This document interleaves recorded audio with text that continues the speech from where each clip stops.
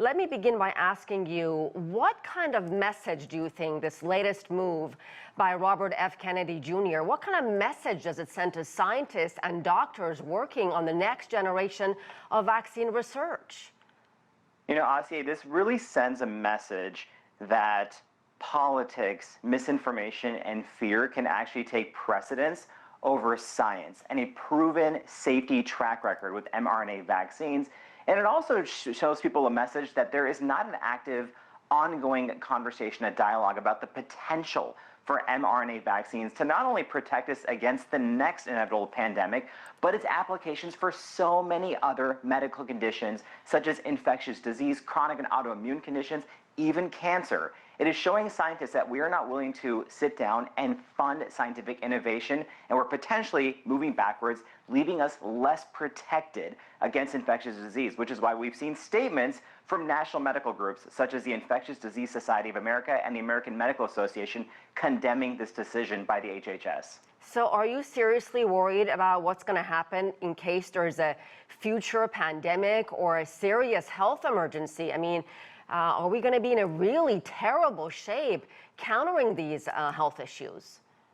Well, potentially. So if we look back at COVID-19, we had the benefit of mRNA vaccine technology. So Asieh, in a normal situation, if you're going to make a vaccine from older methods, you have to grow that virus inside of a protein. Maybe it's a chicken egg, for example, and then you have to purify it. And this can take a long amount of time. With mRNA vaccine technology, you can essentially take a blueprint of one part of the protein of a virus, such as the spike protein in COVID-19, and mass produce vaccines, and they still go through the same safety checks that any other vaccine or drug would. So if we lose the potential to further study and develop mRNA vaccine technology, and there is another pandemic and we need to quickly create vaccines for the globe, for all populations, we would be at a severe disadvantage in terms of time and availability without this new technology. And I'll also add that mRNA vaccines can be quickly updated as well if a virus were to mutate, such as COVID-19 and influenza.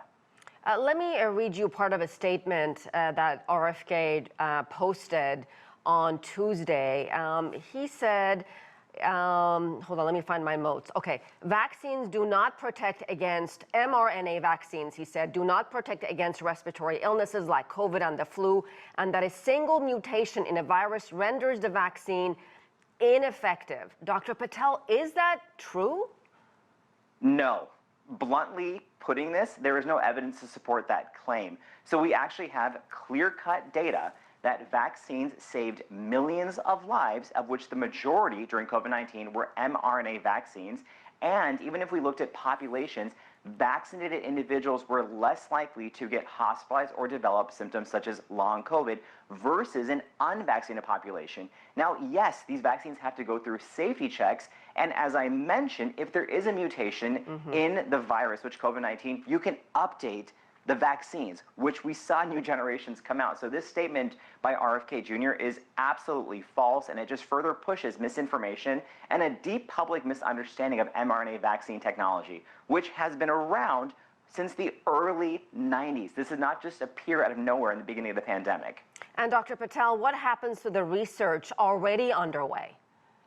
We're concerned that research could be halted. Now, as I mentioned, mRNA vaccine technology really got its place in news headlines because of COVID-19, but there's ongoing research for infectious disease such as bird flu, influenza. There's potentials for Zika, malaria, rheumatoid arthritis, and multiple sclerosis, which is autoimmune disease, and even cancer, because you can teach the body to create a protein to recognize specific tumors. So there is a mountain of possibility in promoting public health and helping with many different diseases from mRNA vaccine technology. That takes time, that takes research, and that takes money, which is on the chopping block right now. And finally, Dr. Patel, could any of these changes perhaps be reversed if there's enough pushback from the health department, even Congress?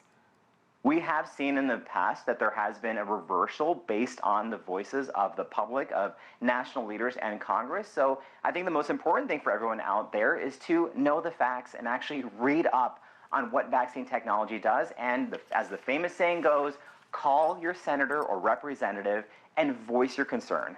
All right, Dr. Alok Patel, thank you so much. Thank you.